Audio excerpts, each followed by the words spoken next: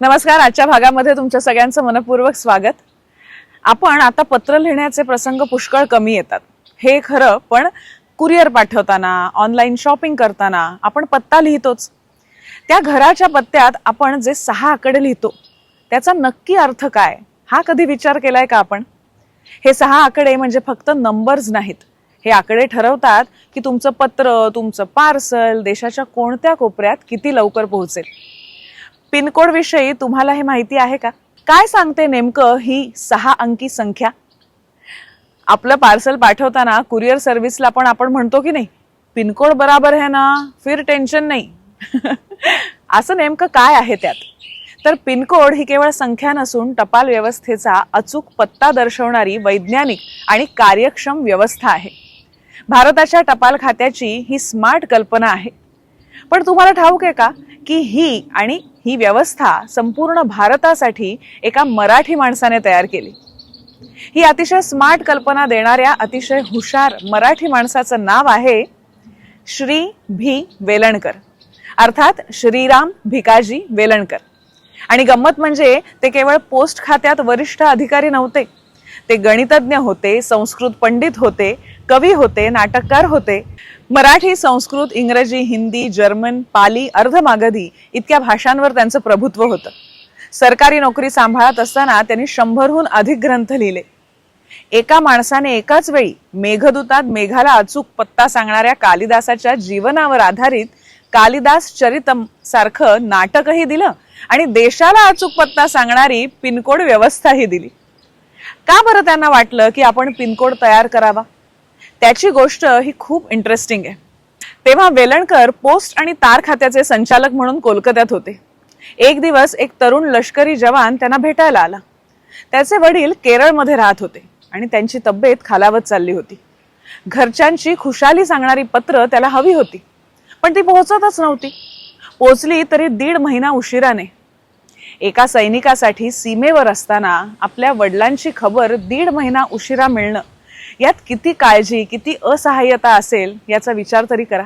वेलणकर ही तक्रार ऐकून थांबले नाहीत. ते अस्वस्थ झाले आणि इथून सुरू झाला एक प्रवास. एका गणितज्ञाच्या आणि साहित्यिकाच्या डोक्यातून संपूर्ण देशाला एका नव्या व्यवस्थेत बांधण्याचा. सैनिकाच्या त्या प्रसंगानंतर वेलणकर शांत बसले नाहीत. बदलीची नोकरी असल्यामुळे त्यांनी देशातल्या किमान 300 जिल्ह्यांना प्रत्यक्ष भेट दिली होती. आणि याच अनुभवाचा वापर त्यांनी आता एका मोठ्या समस्येवर उपाय शोधण्यासाठी केला. समस्या साधी नव्हती. भारतात अनेक राज्य, अनेक भाषा आणि एकाच नावाची डझनभर गावं. रामपूर, रामनगर, राजापूर एकाच वेळी वेगवेगळ्या राज्यात असतात. पत्त्यांवर स्थानिक भाषेत लिहिलेलं असतं. अक्षरं अनेकदा वाचता येणार की नाही अशी असतात. आणि त्यामुळे एका राज्यातून दुसऱ्या राज्यात जाणाऱ्या पत्राला महिने उशीर व्हायचा. वेलणकर हे मूळचे गणितज्ञ. त्यांनी हा संपूर्ण गुंता सोडवला आकड्यात. संपूर्ण देशाचे 9 भाग केले. 8 भौगोलिक विभाग आणि 1 खास लष्करासाठी राखीव. 6 आकड्यांची एक सोपी रचना तयार केली. पहिले 2 आकडे राज्य सांगणारे, तिसरा आकडा जिल्हा आणि शेवटचे 3 आकडे थेट पोस्ट ऑफिस. एखाद्याचा पत्ता नुसता या 6 आकड्यात वाचला तरी तो देशाच्या कोणत्या कोपऱ्यात राहतो हे कळेल अशी ही रचना. आता हे उदाहरण बघा. मुंबईतील GPOचा पिनकोड 400001 असा आहे. 4 पश्चिम विभाग, 40 महाराष्ट्र उपविभाग, 400 मुंबई सॉर्टिंग जिल्हा आणि 001 म्हणजे GPO. ही कल्पना त्यांनी स्वतः तेव्हाच्या पंतप्रधान इंदिरा गांधी यांना समजावून सांगितली आणि 15 ऑगस्ट 1972 रोजी स्वातंत्र्य दिनाच्याच मुहूर्तावर ही पिनकोड व्यवस्था संपूर्ण भारतात लागू झाली. त्या सैनिकाचं पत्र 1.5 महिना उशिरा पोहोचत होतं. आता त्याच्यासारख्या लाखो भारतीयांसाठी आता दुर्गम भागातही पत्र एका आठवड्यात पोहोचू लागलं त्या काळात. ह्या इतक्या हुशार पंडित व्यक्तीची गोष्ट ही तितकीच खास आहे माहितीये. 22 जून या दिवशी आपण त्यांची 111वी जयंती साजरी करत आहोत. चला तर या निमित्ताने त्यांच्याविषयी थोडं अधिक जाणून घेऊया. राजापूर हायस्कूलमध्ये असताना आपल्या शालेय जीवनापासूनच त्यांनी एक वेगळीच चमक दाखवली. शाळेत असतानाच त्रैमासिकात त्यांनी आपली पहिली संस्कृत कविता लिहिली आणि MA पर्यंतच्या संपूर्ण शिक्षणात त्यांनी पहिला क्रमांक कधीही सोडला नाही. पण त्यांचं सगळ्यात मोठं यश कोणतं तर ब्रिटिश राज्यातील ICS परीक्षा. ह्या परीक्षेसाठी भारतातून फक्त 3 जागा असत. ह्या परीक्षेत लेखी परीक्षेत वेलणकर पहिल्या क्रमांकाने उत्तीर्ण झाले.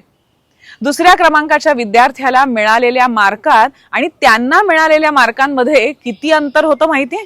जवळजवळ 150 मार्कांचं. पण निकाल लागला तेव्हा त्यांना दिला गेला 5वा क्रमांक. का? कारण ठाऊक आहे?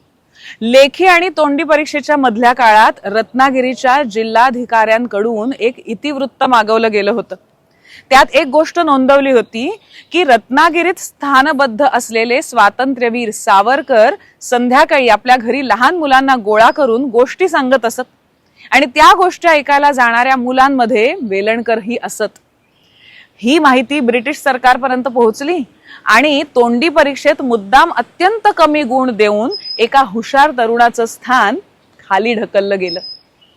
पुढे कितीतरी वर्षांनी एका रेल्वे प्रवासात परीक्षक समितीतले रँगलर पु परांजपे यांनीच ही गोष्ट स्वतः वेलणकरांना सांगितली. अर्थात ते सरकारी अधिकारी म्हणून लागले. वेलणकर देशभर फिरत राहिले, बदल्या होत राहिल्या, पण त्यांच्या आत एक साहित्यिक सतत जागा होता. मगाशी म्हटलं तसं मुंबईच्या विल्सन कॉलेजमध्ये शिकत असताना अनेक शिष्यवृत्त्या मिळवत त्यांनी पदव्युत्तर परीक्षेतही पहिला क्रमांक कायम ठेवला.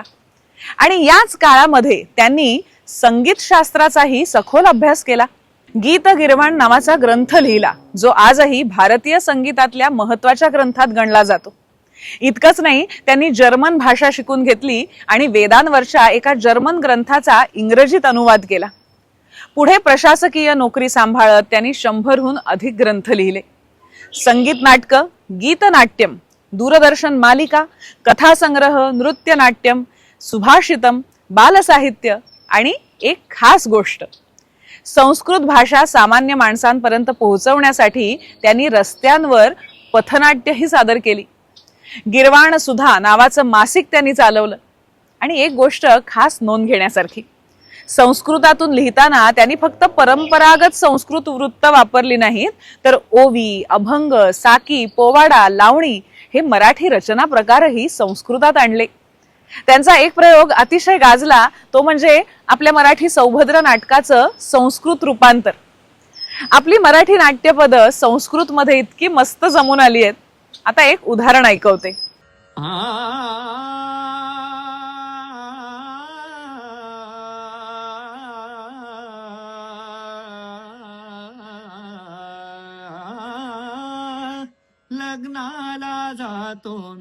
लग्नाला जातो मी द्वारकापुरा देतो निज भगिनी राम कौरवेश्वरा लग्नाला जातो मी द्वारकापुरा उत्सव बहुथोर होत मिळतील भूपाल अमित सुर नर मुनी सर्व येत नट नर्तक सकल जगत न मिळे अशी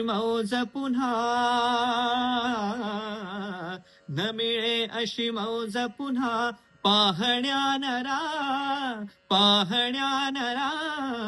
लग्नाला जातो मी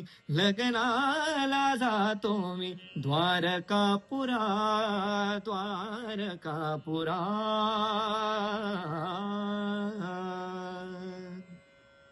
आता हेच नाट्यपद संस्कृत मधून ऐकूया.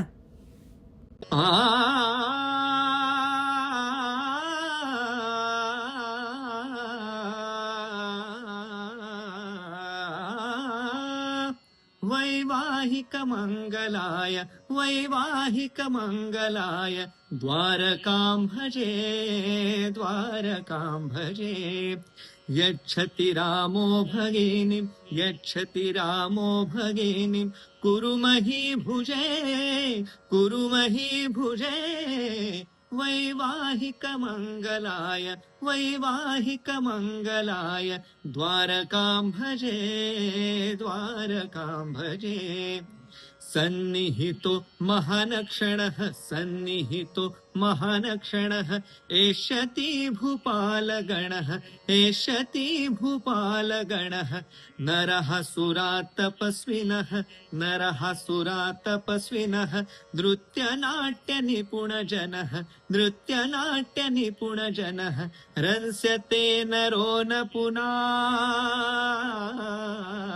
रंस्यते नरो न पुनः रसे हि दृशे वैवाहिक मंगलाय द्वारकां भजे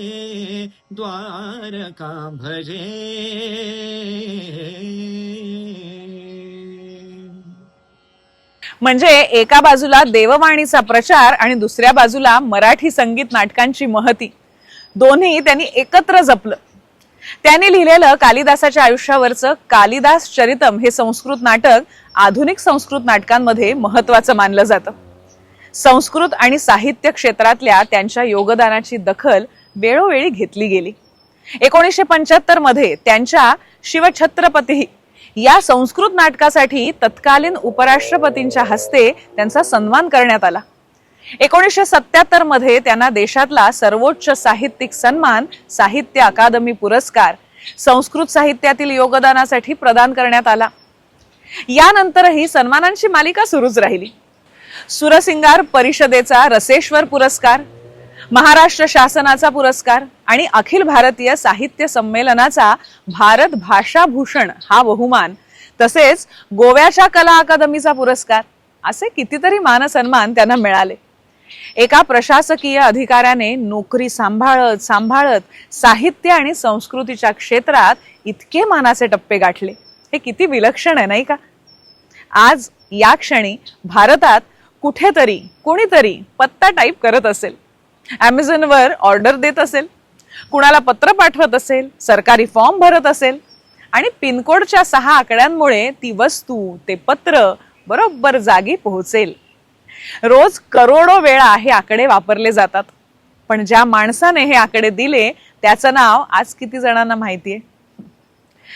मराठी माणसाने जर कुणाचा अभिमान बाळगायचा असेल ना, तर तो अशा माणसांचा, जे प्रसिद्धीच्या मागे धावले नाहीत, पण ज्यांच्या कामाचा ठसा करोडो भारतीयांच्या रोजच्या जगण्यात आजही उमटतो. आता पुढच्या वेळी पत्ता लिहिताना, पिनकोड लिहिताना वेलणकर सर आठवतील ना? खूप जण मला विचारतात की ते तुमचे नातेवाईक आहेत का, पण मला असं वाटतं की हे नातं शोधण्यापेक्षा त्यांनी तयार केलेलं आपल्या सगळ्या भारतीयांमधलं जे नातं आहे ते जास्त महत्वाचं आहे. आजचा भाग तुम्हाला कसा वाटला हे आम्हाला प्रतिक्रियेमध्ये नक्की सांगा. आणि असे वेगवेगळे भाग बघण्यासाठी मधुरा वेलणकर साटम ही आमची YouTube वाहिनी, तिला पसंती द्या, तिचा प्रसार करा आणि तिचे सभासद व्हा, लवकर व्हा. आता मला वाटतं 85,000चं आपलं कुटुंब झालेलं आहे. लवकरच 1 लाखापर्यंत पोहोचायचंय. जास्तीत जास्त लोकांपर्यंत ही आपली YouTube वाहिनी पोहोचवण्याचं एक पाऊल तुम्हीही उचला. पुन्हा भेटूया पुढच्या भागामध्ये एका नव्या गोष्टीसह. धन्यवाद.